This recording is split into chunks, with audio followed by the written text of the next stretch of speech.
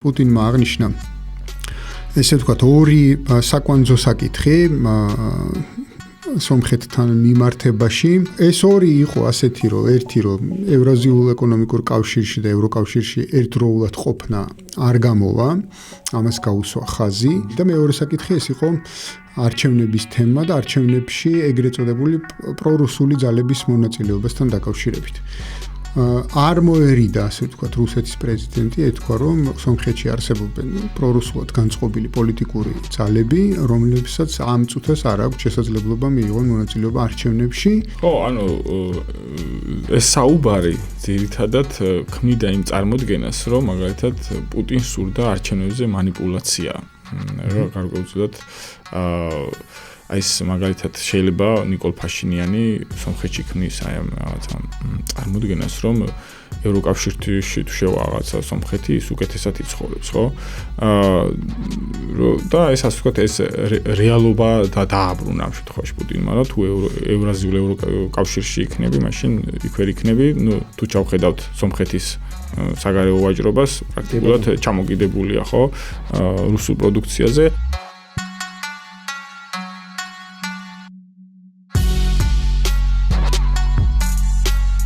მოგესალმებით, ლაპარაკობს და უჩვენებს 42 პარალელი საქართველოს რადიოს ეთერში 103 FM 103-ზე, ეს FM-ის თქმას უმავიწყდება ხო. FM 103-ზე და ასევე როგორც შეგახსენებთ, რომ ახლა ალბათ გვიყურებთ YouTube არხზე, გამოიწერეთ ჩვენი YouTube არხი, ვისაც არ გაქვთ გამოწერილი და მოიწონეთ ხოლმე ჩვენი კონტენტი. და შეგიძლიათ გააზიაროთ, მისთვის მადლობლები ვიქნებით. აქვე ვიტყვი ერთ რამეს, რომ შეიძლება ვერ გამოვეხმაუროთ ხოლმე იმ კომენტარებს, რომელსაც წერთ, მაგრამ იცოდეთ, რომ ყოველთვის კითხულობ, შეგიძლიათ კითხვითაც მოგმართოთ, თუ რამე ისეთ გაინტერესებთ ხოლმე, რასაც შევძლებთ, იმას უპასუხებთ, რა თქმა უნდა. და გამოიწერეთ ჩვენი არხი ასევე Spotify-ზე, სადაც შეგიძლიათ აუდიოს მოусმინოთ ხოლმე. Facebook-ი, TikTok-ი, მოკლედ ამ პლატფორმებზე ვართ და შეგიძლიათ მოგზავნოთ და იქ დაგვიმეგობრდეთ.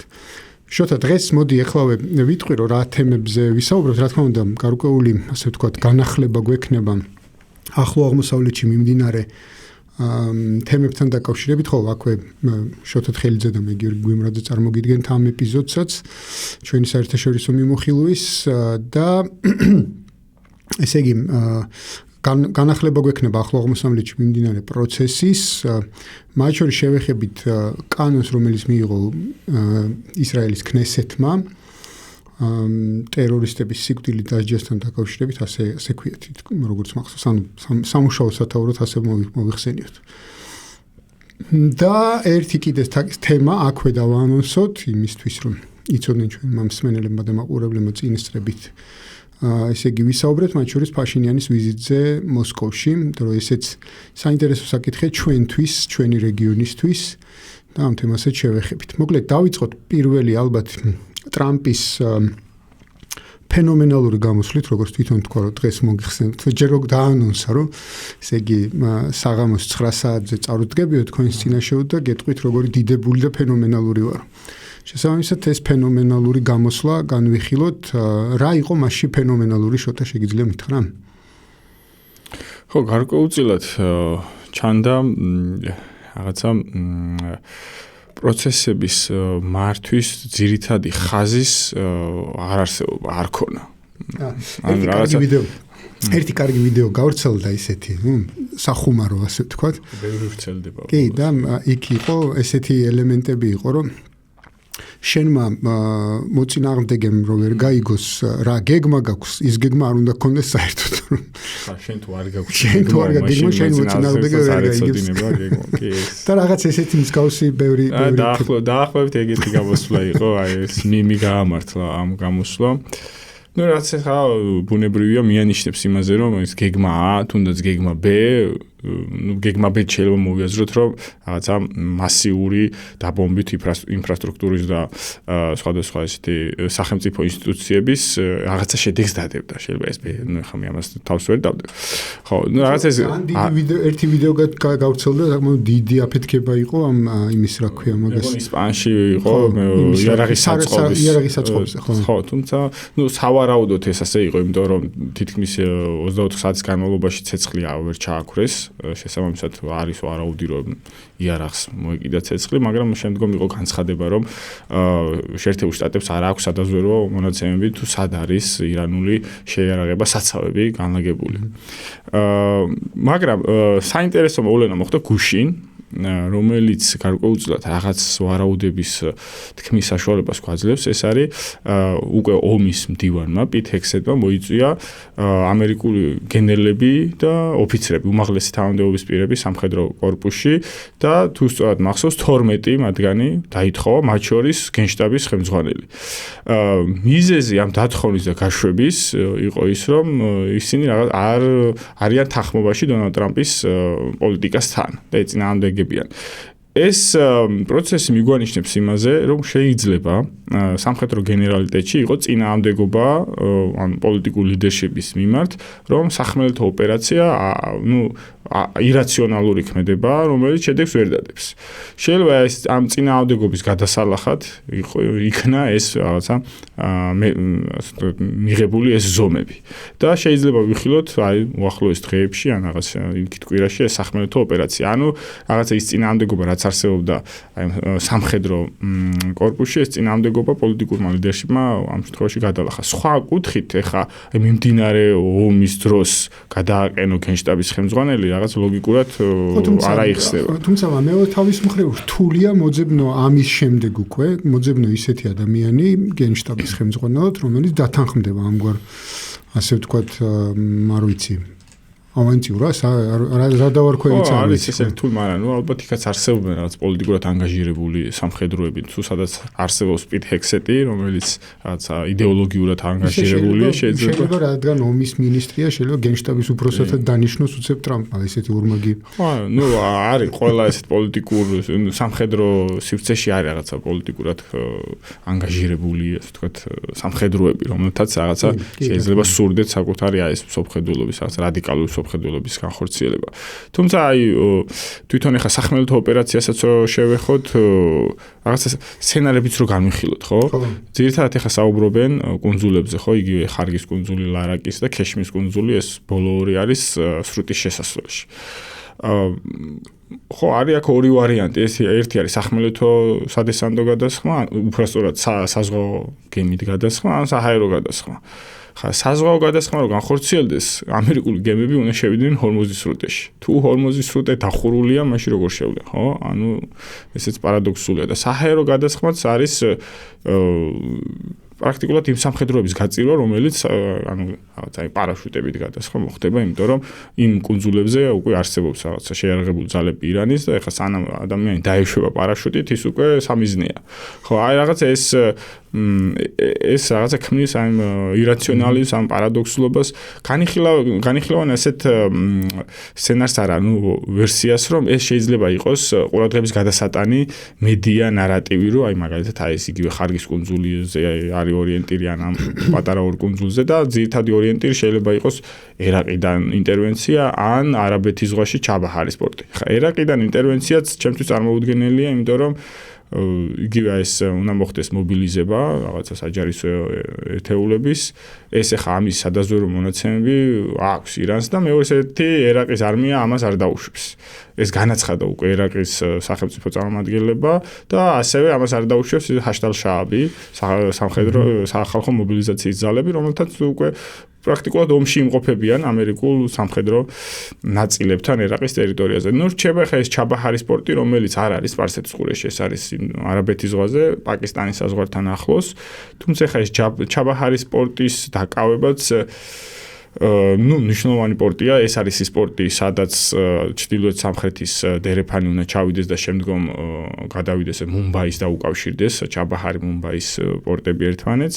ამ კუთხით შეიძლება მნიშვნელოვანია, მაგრამ შემდგომ ამ პორტსაც სჭირდება შენარჩუნება, ხო? ესეც ლოჯისტიკური ჯაჭვის აწყობა. რაღაცა ეხლა ჩვენ რაღაცა შეიძლება ისე სამხედრო სცენარები დავხატე, მაგრამ რაღაცა რაციონალობასთან არც ერთი არ არის ახლოს. მოკლედ, რამდენიმე ესეთი ერთი სამხედრო თვალსაზრისით იყო განხილული ეგ საკითხი, რომ პრინციპში, ავანტიურა რატო თქვი წეღან, რომ მართლაც ავანტიურას წააგავს სამხედრო თვალსაზრისით მათ შორის, იმიტომ რომ გემებით როგორც შენახნიშნე 40 სრუტეში შესვლა ეს არის, წარმოუდგენელი ამბავია, მით უმეტეს თუ გავითვალისწინებთ იმ ავიამზიდზე საერთოდ ლაპარაკი არ არის, ან რაღაცა დიდ გემებზე საუბარი საერთოდ არ არის, იმიტომ რომ იმას რაღაცა საკმაოდ დიდი რადიუსი სჭირდება უსაფრთხოების იმისთვის, რომ რაღაცა გადაადგილება მოახდინოს. მეორე თემა ეს არის საკუთარი სამხედროების სამიზნედ ქცევა. თუნდაც იმას თავი რომ დავანებოთ, რომ კუნძულებზე არიან სამხედროები, ირანელი სამხედროები, ხო? ამის გარდა უბრალოდ კუნძული რომ წაიღო, საბოლოო ჯამში შენ გახდი მათ პირდაპირ სამიზნედ და ვერაფრით ვერ დაიცავ. მოძრაო სამიზნეს. ხო, ვერაფრით ვერ დაიცავ, პრინციპულად განულების ის დიდი შანსი ამ შემთხვევაში. ერთ საინტერესო მოსაზრება მოვისმინე, არ ვიცი რამდენად ეს შეიძლება ასე იყოს, მაგრამ ღირს რომ დავტოვოთ, ასე მსმენელის საყურადღებოდ, ასე ვთქვათ, რომ ამოცანა სახმელეთო ოპერაციის არის რომ რაღაცნაირად ბაჰრეინში შესვლა. რაღაცა мотивაციით ბაჰრეინში შესვლა და რატომ? ბაჰრეინში არის ძალიან ბევრი ფული ლოკალიზებული ადგილობრივ ბანკებში და ოქროც. ამ არეულობის ფონზე ეს ოქრო და ფული შეიძლება უცებ იქნას გამოტანილი იქიდან და უბრალოდ მე თქვან რომ არ ვიცი სამხედროები რომ გამოვიდნენ იმათ არაფერი არ გამოუტანიათ ეს საიდუმლო ინფორმაცია მე ალბათ ვიღაცამ რაღაცა ქნა ამ თემასთან დაკავშირებით. საინტერესო ამას რომ დავაკვირდეთ, იმიტომ რომ რაღაცა მსგავსი ამბები ერაყშიც იყო. და პარალელი ამისი არსებობს, რომ რაღაცა უცებ ერაყული რეზერვები აორთქლდა, ასე ვთქვათ, ხო? და მარავინ არ იცის რატო აორთქლდა და როგორ აორთქლდა. მოკლედ ეს თემაც ალბათ ღირს რომ დარჩეს ესე ინფორმაციისთვის, რომ მე ვნახოთ რა იქნება. ლოგიკა არის მაგაში, ბაჰრეინი არის კუნძული, მაგრამ მას ხიდი აკავშირებს საუდის არაბეთთან, ზღვაზე გადადის ხიდი. და მე როგორც ვიცი, საუდის არაბეთის სპეცდანიშნულების რაზმები არიან შესული ბაჰრეინში, რომ ეს სამოქალაქო არეულობა პროტესტი ჩაახშონ. შეიძლება შეიძლება მათ არ შეუძლიათ მსგავსი ოპერაციის განხორციელება, კი, ეს ვერსია არსებობს. არის კიდე მეორე ვერსია, რომელიც კიდე უფრო ოდიოზურია, მაგალითად, ორი ძალიან პატარა კუნძულია სპარსეთის ყურეში, რომელიც არის სადაო გაერთიანებულ არაბთა საემიროებსა და ირანს შორის. ირანი აკონტროლებს, მაგრამ ოფიციალურად ასე ემინატები ამბობს, რომ ეს მისი ტერიტორიაა, რომ აი რაღაცა სამართლებრივი გამართლება რო ქონდეს, რომ ვითომ ემინატების დასახმარებლად ამ კუნძულების, ასე ვთქვათ, დაბრუნებისთვის იბრძოლებს შეერთებული შტატები. ესეც ძალიან ოდიოზური, ემდენად მცირე კუნძულებია, რომ ღირებულებაც რეალურად მათ არ აქვთ. ხო, ეს ბაჰრეინის მე არც მქონდა მოსმენილი ეს ვერსია, შეიძლება ლოგიკური იყოს. შეიძლება იგივე სცენარი კუვეიტშიც გამითარდეს, იმიტომ რომ კუვეიტიდანაც სამეფო სახლს მე მგონი დატოვებული აქვს ტერიტორია კუვეიტის და საუდის არაბეთშია ეს სამეფო სახლები გადასული როგორც ბაჰრეინის, ასევე კუვეიტის. ხო, საკმაოდ ესეთი ისტორიულად დინამიური პროცესი მიმდინარეობს სპარსეთის ყურეში, რომლის ესეთ ასასრულის, ასე ვთქვათ, დახატვა საკმაოდ რთულია ამ ეტაპზე. ხო, და პრინციპში შეიძლება ითქვას, აი ამ გამოსვლით ტრამპმა, ეხლა ისევ გამოსვლას რო დაუბრუნდეთ, ბევრი არაფერი დაგვიტოვა, ხო? ისევ ახსენა, რომ 2-3 კვირის საკითხია, ისევ ახსენა, რომ რამდენიმე დარტყმა დაგვრჩა და გავანადგურებთ სრულად მათ ირანის პოტენციალს და ასე შემდეგ, მოკლედ რაღაც 1-2 ძლიერ დარტყმაზე საუბრობს მომავალი 2 კვირის განმავლობაში. ესეთი ვერსიებიც იყო, ხა მაგალითად გუშინ ესეთი ყველაზე მაღალი ხიდი ახლა აღმოსავლეთში, რომელიც აკავშირებს თეირანს მის მეზობელ ქალაქთან, ყარაჩთან ის ააფეთქეს და დაიწყო ესეთი სატრანსპორტო ინფრასტრუქტურის დაბომბვა, ხიდები და გვირაბები და რაც ასევე ვარაუდს შეიძლება ვივარაუდოთ, რომ სახმელეთო ოპერაციისთვისაა, რომ ირანმა ვერ მოახერხოს რაღაცა სწრაფი მანევრები და რაღაცა. ესეც არ ვიცი ხა თეირანში აფეთქებული ხიდი რამდენად არის კავშირში, სადღაც 700 კილომეტრის იქით რაღაც სახმელეთო ოპერაციასთან, ეს საინტერესო. ალბათ მაინც ისე ვიქარიან, რომ აქვე მაგას საზოგადოება შეუქმნან რაღაც დისკომფორტი იმისთვის, რომ და ის აპირისპიროდ იყო მოწოდებები, რომ ირანს ზუსტად შეუძლია აი ამ ხიდის აფეთქება, რომელიც ბაჰრეინს აკავშირებს საუდის არაბეთთან. ესე უცნაური საზღვარია, ანუ ზღვაზე გადადის ხიდი, შუაში არის ხელოვნური კუნძული და ამ ხელოვნურ კუნძულზე არის საბაჟო გამშვები პუნქტი ბაჰრეინსა და საუდის არაბეთს შორის. ხო, კი ბატონო, მოკლედ. ხო, ან თვითონ ახლა აი ომის ესეც ახლა 2-3 კვირა აი როგორი ნათქვამია იცი რომ ჯერ არის თვითონაც არის. ხო, იმიტომ რომ 2-3 კვირა კაი ხანია იძახის. უბრალოდ ეს არის რომ ომი გაგრძელდება. ხო, 2-3 კვირის მერე იტყვის რომ კიდევ 2-3 კვირა, ხო? აქ ხო არ არის მარტო რაღაცა ირანის საკითხი, ეს არის რაღაც გეოპოლიტიკური დაპირისპირება, ხო? ანუ ამ კონფლიქტის ასე დატოვება არათუ ირანს ხდის ну ამაზეც უკვე საუბარია რომ ერთ-ერთ წამყვან სახელმწიფოს სოფლიოში, რომელიც გააკონტროლებს სოფლიოში ნავთობის, სასუქების და ნავთობპროდუქტების მიწოდებას. ხო, საინტერესოა. მან სხვათა შორის და ამას უკან დგას ჩინეთი და რუსეთი, ხო? ერთი საინტერესო რამე გამოჩნდა ამ დღეებში, რაზეც ამბობენ, რომ მაგალითად ისრაელის ერთ-ერთი მთავარი мотиваცია არისო.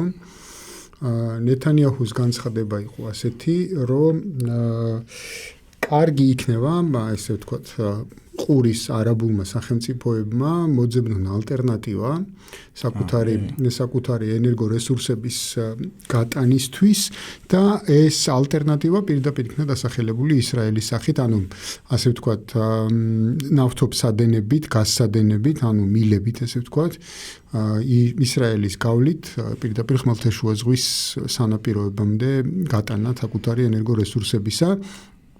რაც ისრაელს გახდის, ასე ვთქვათ, საკვანძო ქვეყანად, აქცევს საკვანძო ქვეყანად, ვთქვათ, იმავე ევროპისთვის, ასე ვთქვათ, ყურის ქვეყნების ენერგორესურსების მიწოდებისთვის, ხო? ხო, ну, მილსადენებს არ ეხებოდა, მაგრამ აქამდე არსებობდა გეგმა აიმეკი, ინდოეთი, ახლო-აღმოსავლეთი, ევროპა, ესეთი სამარშრუტო, ანუ აბრეშუმის გზის ალტერნატივა, რომელსაც ეს ინდოეთიდან შესულიყო სპარსეთის ყურეში, კონკრეტულად საიმიროებში, მერე საუდის არაბეთის გავლით ისრაელში ჩასულიყო ეს რაღაც სატრანსპორტო მარშრუტი და შეიძლება ამის ნაწილად მოიაზრებოდეს ეს მილსადენების და გაზსადენების გაყვანა, ну, ძირითადად ალბათ საუდის არაბეთის ტერიტორიაზე, რომელიც მე შემდგომ იორდანიის გავლით შევა ისრაელში. ამის შესახებ განაცხადა კიდევაც, როგორც ახსენე ბენიამინ ნეთანიაჰუმ, ეს მოარული აზრი არის უკვე სპარსეთის ყურის მონარქიებშიც, რომ შეიძლება ეს ალტერნატივა იქნას განხილული კონკრეტულად საუდის არაბეთის სამეფოში, იმიტომ რომ მას შეიძლება არ დაჭირდეს კიდევაც სხვა ქვეყნის ტერიტორია საკუთარი ტერიტორიიდან, უკიდურესი აღმოსავლეთიდან, უკიდურესი დასავლეთით, ქალაქ ჯედაშიან, რომელიც სპარსეთის ყურის დიდ საზღვაო ქალაქში გადაზიდოს ეს ნავთობი. თუმცა ახლა აქ არის კითხვები რამდენად სურს თვითონ საემიროებს ან იგივე ყატარს, რომელიც როგორ ვთქვათ, ბოლომდე მეგობრულ რაღაც პარტნიორულ ურთიერთობებში საუდის არაბეთთან არ არიან. Ну, გახსოვთ ალბათ 2018 წლის, არა, 2017 წლის ბლოკადა ყატარის, რომელიც საუდის არაბეთმა გამოუცხადა. რაღაც საუდის არაბეთი ყატარს ცოტა ესე უყურებს, დაუმორჩილებელ პატარა ძმად, რომელიც დამორჩილება სურს. იგივე საემიროებთან პოლიტიკურ სამხედრო კონფლიქტშიც იმყოფებოდა საუდის არაბეთი, ერთი არის სუდანის ფრონტი და მეორე იყო იემენის ფრონტი, ბოლოს იყო აი დეკემბერ-იანვარში, როდესაც საუდის არაბეთის დახმარებით მისმა ადგილობრივმა პროქსი ძალებმა იემენიდან გაყარეს საემიროების სამხრეთის ტრანზიციული საბჭო, რომელიც დაახლოებით 6 წელი მართავდა სამხრეთ იემენს, ხო? ანუ ეს დაპირისპირება და კონკურენცია, რაც თავარია, არსებობს საემიროებსა და საუდის არაბეთს შორის და თვითონ აი ეს პროექტი, რომელიც ჰქონდა მუჰამედ ბინ სალმანს, ნეომ 2030, ანუ ახალი ქალაქის აშენება სპარსეთის წითელი ზღვის ჩრდილოეთში, ესეც იყო რაღაც დუბაის და აბუ-დაბის ალტერნატივა, რომელიც რაღაც ჰაი-ტეკ ტურისტული რაღაც მწვანე ქალაქი უნდა ყოფილიყო და ეს კონკურენცია არსებობს და ეხლა საემიროებისთვის რამდენად იქნება ეხლა მისაღები, რომ ფული დახარჯოს იმ რაღაცა უზარმაზარ ინფრასტრუქტურაში, რომელიც საუზარმაზრის მიერ იქნება კონტროლებადი, ესეც კითხვებს აჩენს. ამის გარდა, როგორც ნახე, პლუს ამას უყურეთ, თუ გაზის ტრანსპორტირება მოხდა.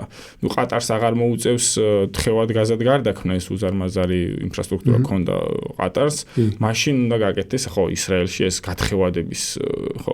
ამითაც საკმაოდ დიდ თანხას დაკარგავს ყატარი.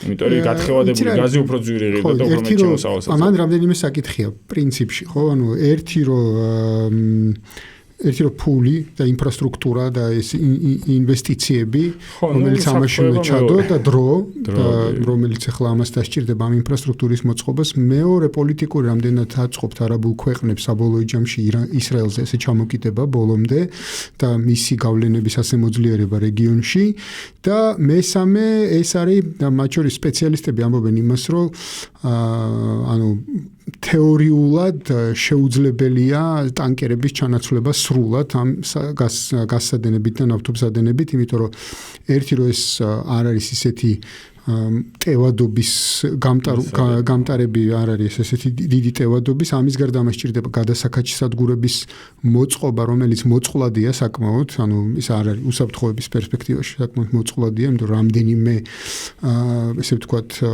გადასაქაჩი სადგურის მოწყობა სჭირდება და შემდეგ ერთი გადასაქაჩი სადგურის წყობრიდან გამოყვანა და მისი დაბომბვა მაგალითად, ხო, რაღაც თეორიულად რა შესაძლებლობის შემთხვევაში იწვევს როგორც ეკოლოგიურ კატასტროფას, ასევე ზოგადად ნავთობსადენის შეჩერებას საკმაოდ ხნით, ესე ვთქვათ, ხო?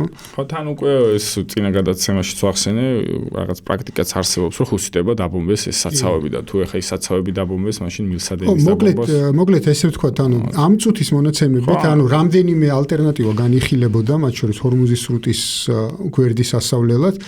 ეს ბაბელმანდების სრუტესაც ხო, ბაბელმანდების სრუტეზეც პრობლემაა უკვე, მაგრამ ჰორმუზის სასავლელად რამდენიმე ალტერნატივა განიხილებოდა, მათ შორის რკინიგზით გატანა, ვთქვათ, ენერგორესურსების ახალი არხის გაყვანა, შემდეგ მანქანებით ასე შემდეგ.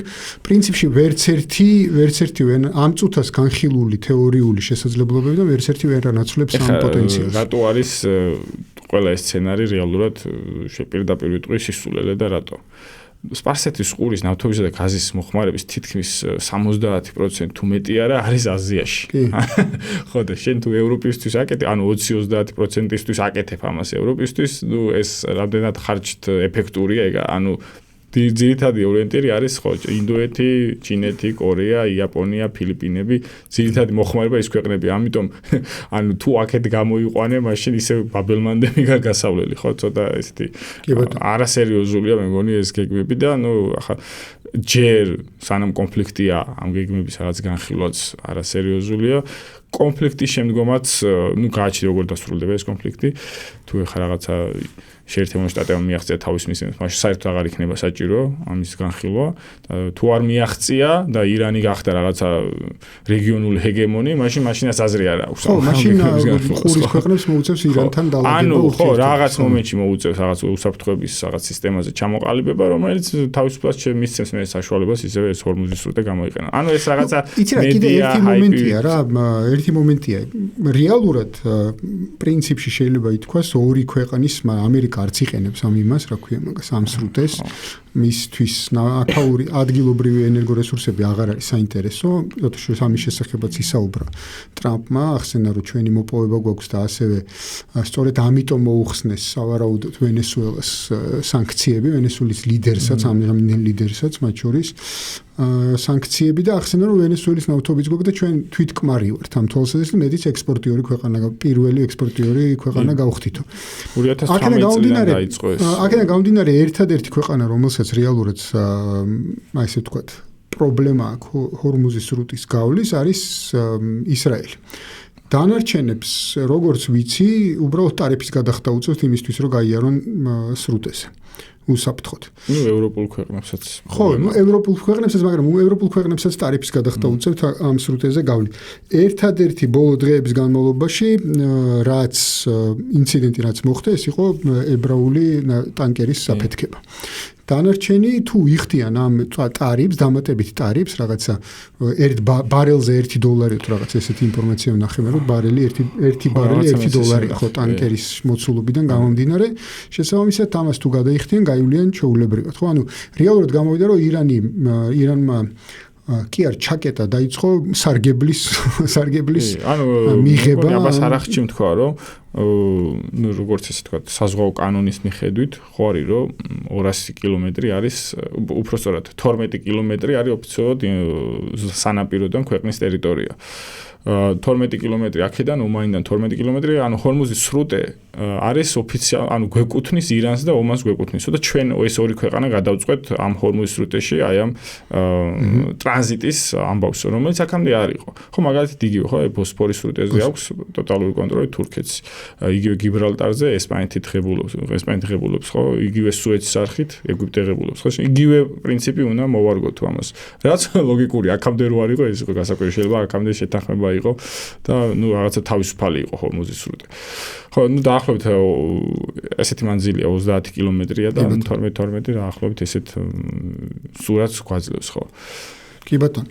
მოკლედ ერთი მომენტია კიდე ძალიან მნიშვნელოვანი, ანუ რუსეთის და იმის, რა ქვია, ჩინეთის ინტერესი ამ თვალსაზრისით, ანუ ჩვენ სულადრე ვახსენეთ, რომ ერთ-ერთი მთავარი, ესე ვთქვათ, მიზანი რაც შეიძლება ამერიკელებს ამოძრავებდეს, ეს იყო ჩინური, ესე ვთქვათ, სატრანზიტო პოტენციალის ну, როგორც ვთქვათ, შეზღუდვა, ასე ვთქვათ, რა ჩინეთის თავისუფალი მოძრაობის შეზღუდვა რეგიონში. და ისევ იმ ტრადიციულ, ამ დროისთვის უკვე ტრადიციულ მარშრუტებზე დატოვება ჩინეთის ამ საზღვაო მარშრუტებზე, რომელსაც რეალურად ამერიკული, ასე ვთქვათ, ამერიკა აკონტროლებს, ხო? შესაბამისად, ეხლა აქ დგება ეს საკითხი, რომ ერთის მხრივ, მაგალითად რუსეთზე ამბობენ ხოლმე ხშირად, რომ ან ავტობის ავარდნილი ფასები, გაზზე გაზრდილი ფასები და ასე შემდეგ მას აწყობს და მისთვის ეს სარგებელს იძლევა. თუმცა მეორე საკითხი უნდა ვთქვათ, რომ რამდენად სარგებელს აძლევს მას პირობითად მართლაც და თუ ვთქვათ ირანი როგორც რეჟიმი ვერ გადაიტანს ამ კონფლიქტს და ჩამოიშლება, რომ გინდა ერთისთვის და გინდა მეორესთვის, ანუ ჩინეთისთვის და რუსეთისთვის, ეს შესაძლოა საკმაოდ სერიოზული დარტყმა იყოს, იმიტომ რომ ერთი რომ ორივეს აქვს ინტერესი სატრანსპორტო კავშირებთან დაკავშირებით, ხო, სამხრეთი ჩრდილოეთის გზასთან რუსეთს, ის აღმოსავლეთის დასავლეთის მიმართულებით ჩინეთს, მაგრამ მეორე არის ის, რომ პრინციპში თუ ამერიკის შეერთებული შტატები გადის რეგიონიდან, ესე ვთქვათ, ხო, ვერ აღწევს თავის შედეგს და გადის რეგიონიდან, ის ხდება დასავლეთ ჰემისფეროს სახელმწიფო და ჰეგემონია მთავრდება, ესეთი გლობალური ჰეგემონია მთავრდება. მოკლედ ესეთი მაღალი თამასა აქვს ამ კონფლიქტს რა, როგორც ჩანს რა, რომ ან ამერიკის შეერთებული შტატები რჩება გლობალურ ჰეგემონად და ის აწესებს რაღაც გარკვეული თამაშის წესებს ვაჭრობაში, ფინანსური ნაკადების გადანაწილებაში, ენერგორესურსების გადანაწილებაში და ასე შემდეგ, ან მას უწევს, თქვათ, მართლაც კონცენტრირება საკუთარ დასავლურ ჰემისფეროზე, რაც სხვათა შორის ჰექსეთის მიერ რაღაცა რუკა იქნა ნაჩვენები, როგორც ნახე. არ ვიცი, ამდენად მართალი იყო მაგ რუკის, ხო, რომ მთელი დასავლეთი ჰემისფერო მართლა ამერიკაა, ესე ვთქვათ, ხო? ახსენე კიდევაც, გრენლანდიიდან დაწყებული, კოლუმბიამდე თქვათ, ესეთი სამხრეთ ამერიკის ყველა ქვეყანა არ უთქვავს, მაგრამ კარიბის ზღვას შესაზღვრება. ბრაზილია და ინდია. თორე ხა მილეის განაწყენება, ხა რომს განაწყენონ ვერ მოსასწრება. ხო, მაგრამ ნუ ან სადაც სალმანი განაწყენეს მილეი. ხო, შემთხვევაში, ანუ ესე ვთქვათ, ტრამპის ადმინისტრაციას თუ მოუწია აქედან გასვლა, ანუ ოფშენეთ აქვს, რომ ესე ანუ არჩევანში აქვს ის, რომ ისევ დაიწყოს აქტიური საუბარი გრენლანდიაზე, კანადაზე და ამით დარჩეს, ასე ვთქვათ, დღის წესრიგში, ხო? კი, ეს, როდესაც ეს კონფლიქტი დაიწყო, ეს ყველა აზრი გამოითქვა და ნუ ლოგიკურიც იყო, რომ ეს არის გეოპოლიტიკური დაპირისპირება და არა მხოლოდ რაღაც რეგიონული ირანის რეჟიმი იქნება თუ არ იქნება. აქ არის საკმაოდ დიდი ფასეულობა აქვს ირანს ამ შემთხვევაში, აი ამ გეოპოლიტიკური, ყველაფერს თავი დავანებოთ. ის არის სახელმწიფო ერთადერთი რუსეთის გარდა ერთადერთი სახელმწიფო, რომელიც ხმელეთით აზიას აკავშირებს ევროპას, ხო? ხო და ახსენე კიდევაც რომ ეს სატრანსპორტო მარშრუტების პოტენციალის ჩახშობა უნდა. ეს რაღაცა ტრადიციული შეკავების პოლიტიკის ნაწილია. ჯერჯერობით ახლა ეს აბრეშუმის გზის ეს მიმართულებები არ არის დატვირთული, არ არის ბოლომდე ამოქმედებული, ეს უბრალოდ ჯერჯერობით არის გეგმები. იგივე როგორც მაგალითად შუადერეფანზე ხო ხშირად საუბრობთ, მაგრამ ეს არ არის ამოქმედებული. ერთადერთი ორადორი შუადერეფანს არ აქვს ის პოტენციალი, რაც ირანს აქვს. ძირითადად ანუ რეალურად ორი მარშრუტი მუშაობდა აქამდე, ერთი ხაც მუშაობს, ერთი იყო ყაზახეთ-რუსეთზე გამავალი და მეორე საზღვაო. რეალურად ეს საზღვაო მიმართულება არის ჯერჯერობით ეს მოქმედი.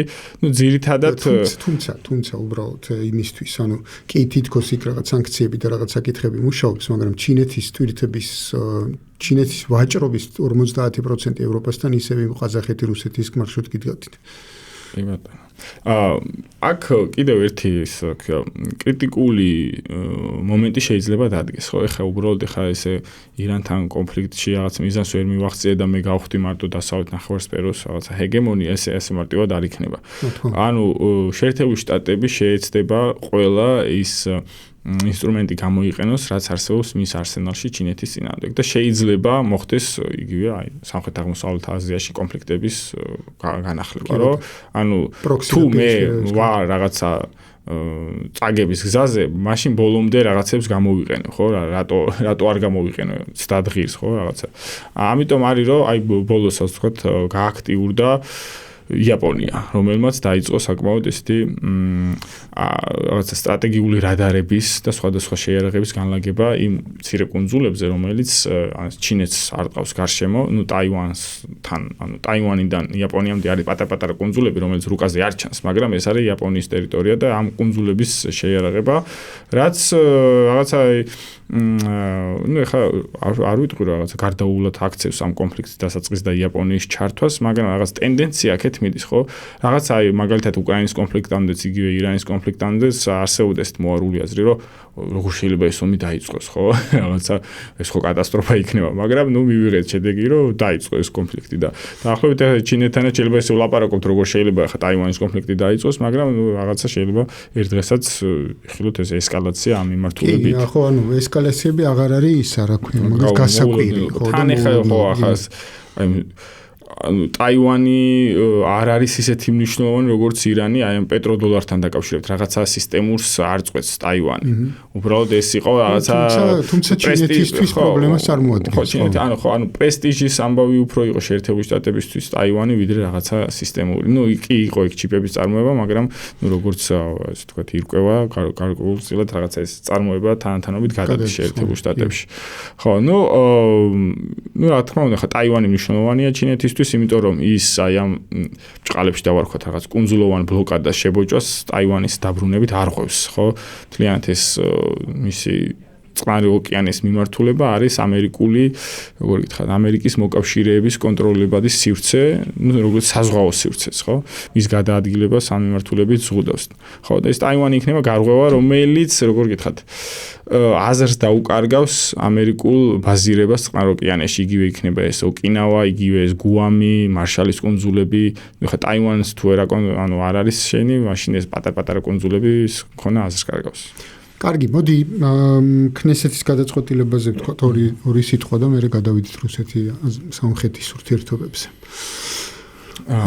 ხო, ეს კანონი ბოლო თვეებია, რაც დღის წესრიგში აყენებდა ითამარ ბენგვირი, შსს მინისტრი, შიდა უსაფრთხოების მინისტრი, ესე ქვია, მის სამინისტროს. რა თქმა უნდა, ეს არის რადიკალური პოზიცია. თვითონ ბენგვირი არის რადიკალური სიონიზმის გამომხატველი ისრაელში, მაგრამ რატომ იქნა მიღებული ეს კანონი ახლა და რა მიზანს ემსახურება?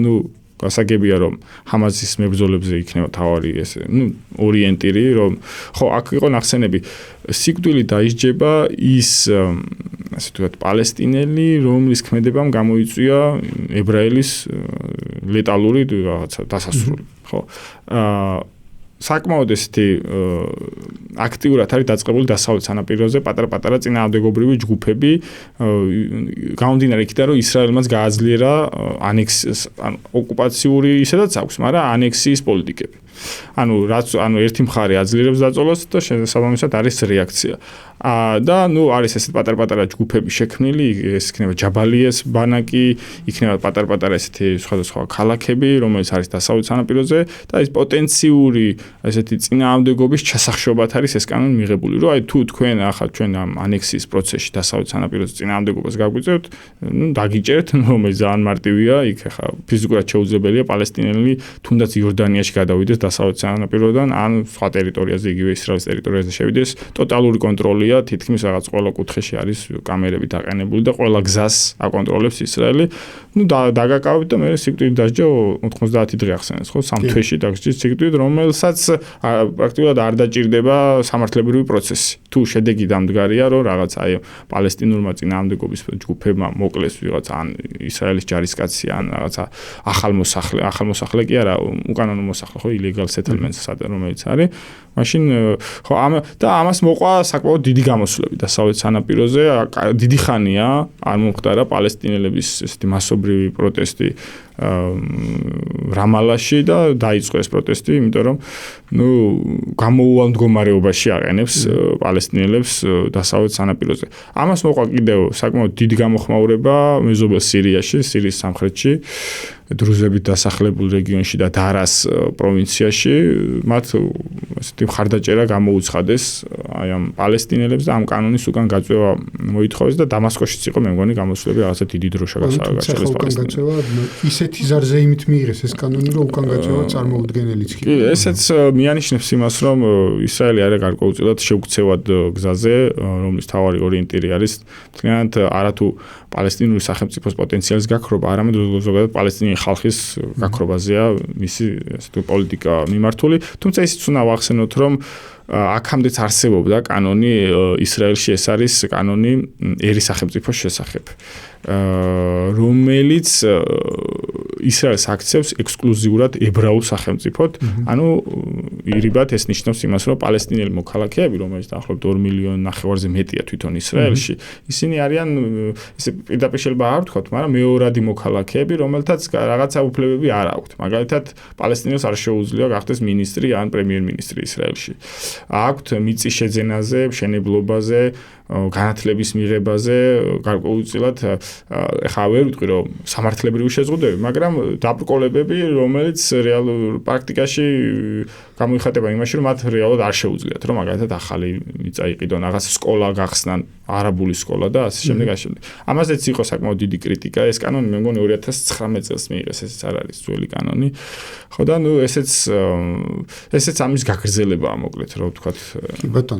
კი ბატონო და ხო, ეს კანონის მიღებასთან დაკავშირებით არის ძალიან ყველაზე ისეთი თვალნათელი გამოვლინება იმისა, რომ რა დამოკიდებულება შეიძლება კონდეს ისრაელის ამჟამინდელ ხელისუფლებას ამ პროცესთან მიმართებაში იყო თავად კანონის მიღების დროს როგორ იქცეოდნენ, მაგრამ უფრო საინტერესო იყო ბენგვირმა თვითონ რო გვანახა სახჭობელა როგორ გამოიყურება, ხო?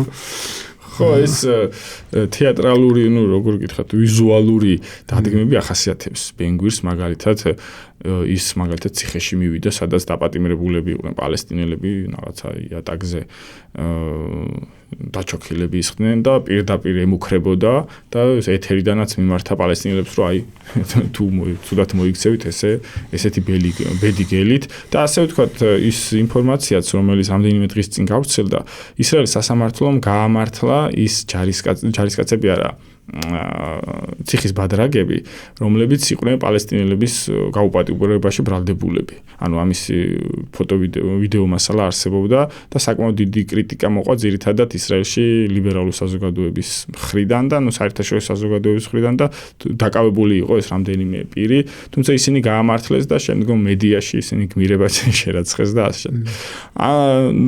მოკლედ, კრიტიკა არსებობს საერთაშორისო თუმცა რაღაცა ხო, მაგრამ საბოლოო ჯამში რაღაცა გარკვეულად რაღაც ამ წინააღმდეგობის აღსრულების მექანიზმები რეალურად არ არსებობს. ხო, ამ დრომდე ეს კრიტიკა არაფრით ქმედითი არ არის, მაგრამ შედეგს არ იღებს, უბრალოდ კრიტიკა. ანუ მათ შორის უკვე რეალურად რაღაცა ფარსად იქცა ეგეც საერთაშორისო სასამართლოების გადაწყვეტილებები, ხო? ანუ ჩვენ ვიცით, რომ როგორც პუტინი ისე ნეთანიაჰუ ძებნილები არიან საერთაშორისო სისხლის სასამართლოს მიერ, მაგრამ რეალურად ეს უკვე არაფერს აღარ ნიშნავს პრინციპში, ხო?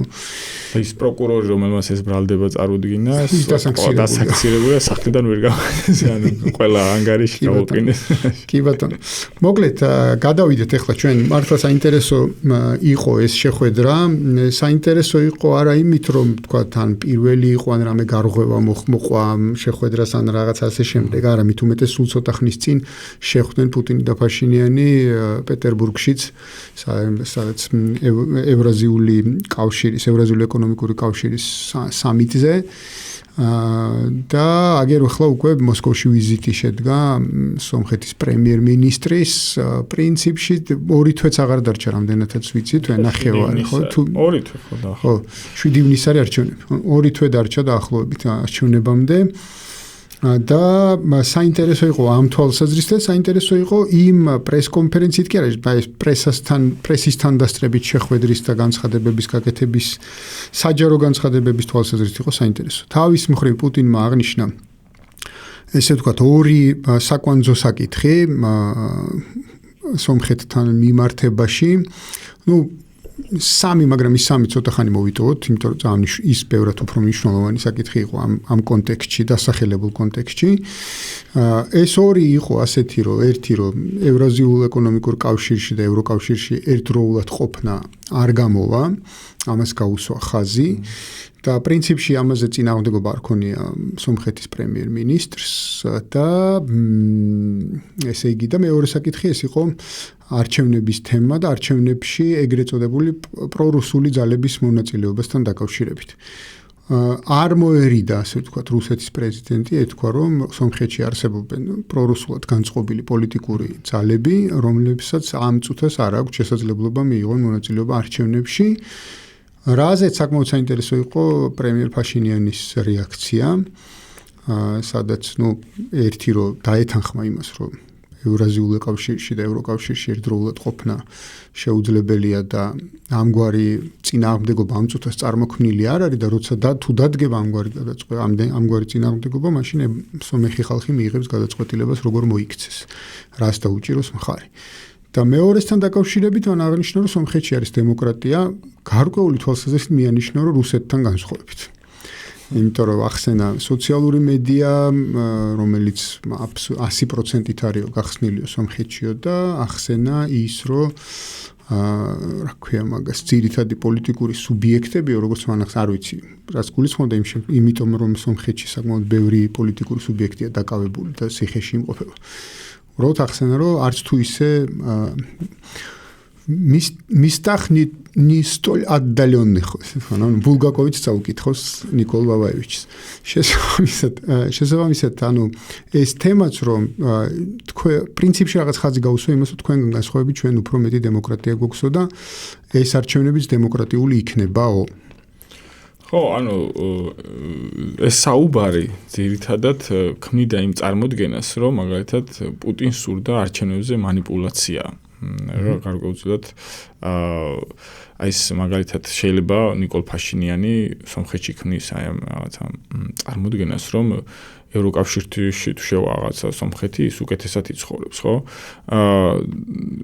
და ეს ასე ვთქვათ, ეს რეალობა დააბრუნა ამ შემთხვევაში პუტინმა, რომ თუ ევრაზიულ ევროკავშირში იქნები, მაშინ იქ ვერ იქნები, თუ ჩავხედავთ სომხეთის საგარეო ვაჭრობას პრაქტიკულად ჩამოკიდებულია, ხო, რუსულ პროდუქციაზე. ამიტომ მიანიშნა, ხო. ეს ის მესამე პუნქტია, რომელიც არ ვახსენე. ხო, ანუ ანუ რეალურად მოსახლეობას ესაუბრებოდა, სომხეთის მოსახლეობას ამ შემთხვევაში პუტინი, ვიდრე ნიკოლ ფაშინიანს, რომ მათ აუხსნა რეალურად, რომ თუ თქვენ ევროკავშირში ხართ, მაშინ აი ამ რესურსს, ანუ იმპორტის აბსოლუტურ წილს, რომელსაც რითაც მარაგდება სომხეთის სხვადასხვა მიმართულებით, ამას თქვენ დაკარგავთ არა, მაგრამ გაძვირებული, ასე ვთქვათ, გაგიძვირდებათ ცხოვრება.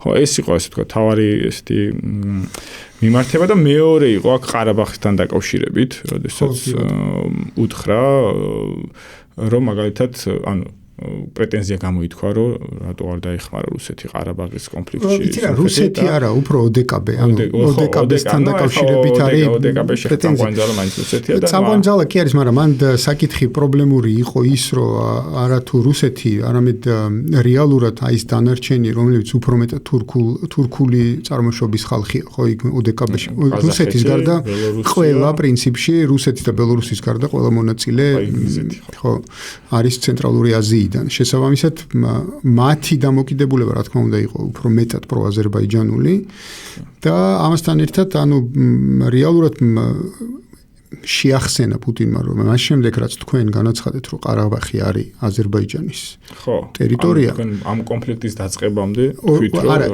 2020-ის კი არა 2022 წელს ანუ პრეტენზია ძირითადად 2022 წელთან არის დაკავშირებული და არა 2020 წელთან რა ანუ მათ შორის სომხეთის პრეტენზიაც 2022 წელს უკავშირდება როდესაც აზერბაიჯანმა სრულად აღადგინა კონტროლი მთელს ტერიტორიაზე ხო, აქაც იგივე სცენარია, რაც თქვი, რომ ესეც უფრო იყო მიმართვა სომხურ მოსახლეობაზე, რომ ანუ სიტუაცია ასეთი კონფიგურაცია იყო, სამართლებრივი შესაძლებლობა, მაგალითად რუსეთს იქ ჩარევის არ ქონდა. ანუ ელემენტარულად დახმარება რო გაეწია რუსეთს, ანუ სომხეთს უნდა მოეთხოვა ორგანიზაციულ სამიძე, რომ ან რაღაც წერილობითი მიმართვა გაეკეთებინა, რომ ეს ამას სურს.